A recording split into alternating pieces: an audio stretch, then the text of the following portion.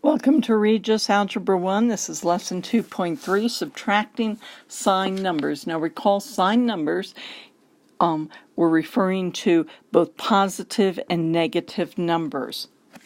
Now we've already learned how to add positive and negative numbers. Let's just review that. If we have a -3 plus a -4, what we have here, I could put this in parentheses or not, it doesn't matter, okay?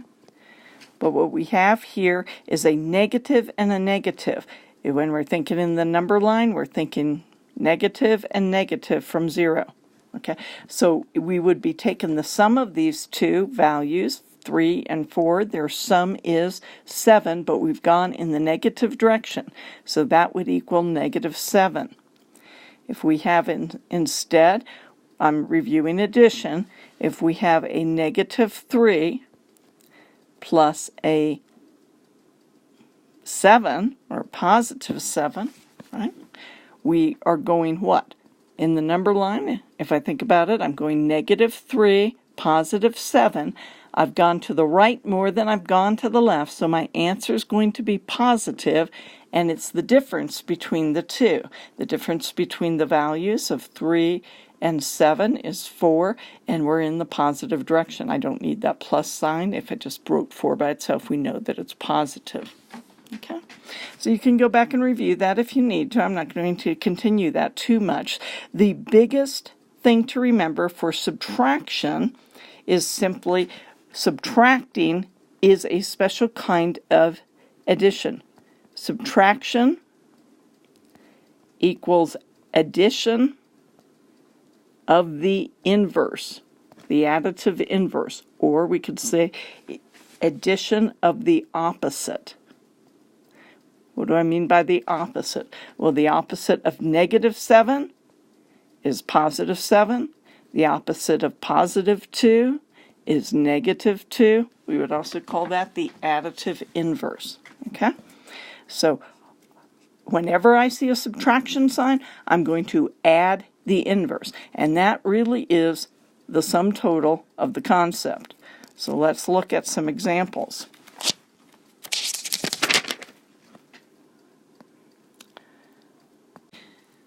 First thing I'm going to do is change my subtraction sign into adding the opposite, 13.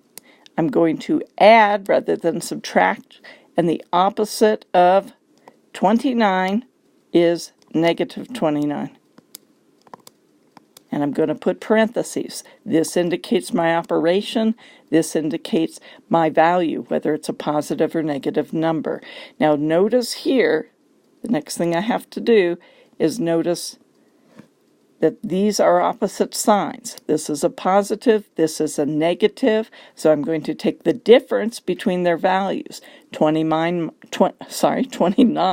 minus 13 is 16, and have I gone further in the positive direction, the 13, or the negative direction, the 29? I've gone further in the negative direction, so my answer will be -16. I want you to write all the steps as you're doing your homework, just as I'm illustrating now. -4 minus 3, I'm going to convert this to a -4. Notice this first one is a sign. That's the sign of the number. This is indicating it's negative. This is indicating an operation. Subtract 3. I'm going to change that subtraction to an addition of the opposite. What's the opposite of 3? -3. And notice how I now include the parentheses. Now I'm looking at a negative. Okay, maybe I'll just write it this way. This is a negative. This is a negative. They're both going in the same direction. If I start at 0, I'm going -4, -3. I'm going in the same direction. The values are 4 and 3, so together that's 7, and they're both in the negative direction, so the answer would be -7. Now this third problem looks intimidating, but it really isn't. Okay? How many negative signs, how many subtraction signs do I have? have two subtraction signs. So I start with 11, and for my subtraction, I'm going to write add the opposite. What's the opposite of negative 3? 3. Add the opposite. What's the opposite of 4? Negative 4. And now this looks a whole lot easier. Remember, when we are adding, we're adding from left to right. So I'm going to add those two first. 11 plus 3 is 14 plus a negative 4. Now this is adding sign numbers. We have a positive and a negative. We're going in opposite directions. So I'm taking the difference, 14 and 4, the difference is 10. And which did I go further to the right in the positive direction or further to the left in the negative direction? I went further to the right. 14 is larger than 4, so I went further to the right. This will be positive 10. My next problem, again, we're going to be very methodical. How many subtractions do I have? This does not represent a subtraction. That represents a negative 3.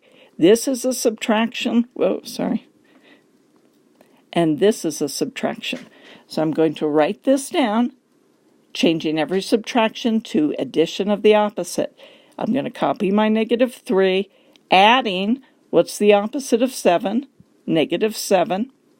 Adding, what's the opposite of negative 2? Positive 2. On my next line, I'm going to add these two together. They're both negatives. Right? So a negative and a negative, I'm going to take their sum. They're both going in the same direction. Their sum is 10, but they're both going in the negative direction. Copy down the rest and do it again. I've got a negative and a positive. And so they're going in opposite directions. I'm going to take the difference, which is 8, and which one is larger? Or are we going more in the negative direction or the positive direction? We're going more in the negative direction, so the answer is negative 8. So I want you to do this very methodically, just like I am, following down equal, equal, equal as we are evaluating the expression, showing all your work, and in the long run you'll be able to do this in your head very quickly, and it will make lots of sense to you, but only if you take the time now to do the work of following through with each step. Now on the next page we're going to do some oral practice, so go ahead and get your book out and look at page 53.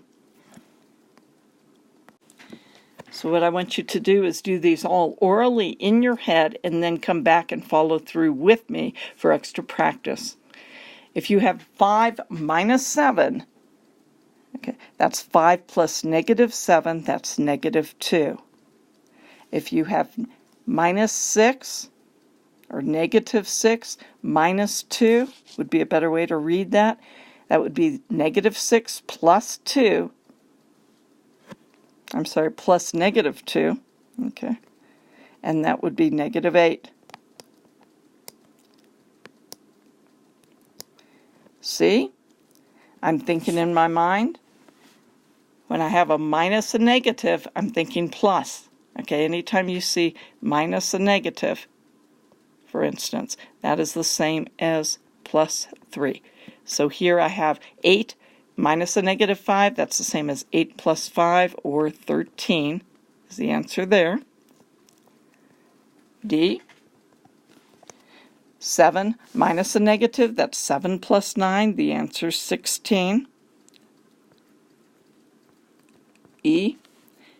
Negative 3 minus a negative, that's negative 3 plus 1, that's negative 2. F. Negative 4 minus 6, that's same as negative 4 plus a negative 6, going in the same direction, that's negative 10. Okay. G. 5 minus a negative 2, that's the same as 5 plus 2, or 7. H.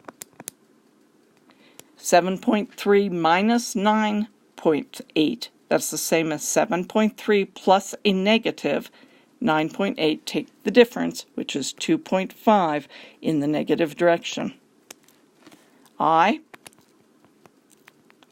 6 plus a negative 5, we're having opposite signs, so we're taking the difference, which is 1, and it's positive. J, negative 2 plus negative 5, those are same signs, take the sum, 7, both negative.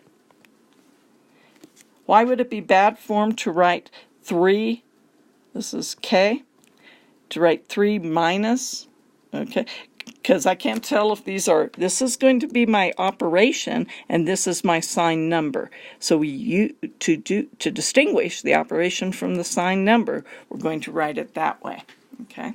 Which of course 3 minus a negative would be the same as 3 plus a positive, or 3 plus 7. Okay, so we want to include the parentheses when we have a negative before a negative number there. Okay, let's see. So whether or not the parentheses are necessary then. In L, I have a negative before a negative, so yes, I want those parentheses.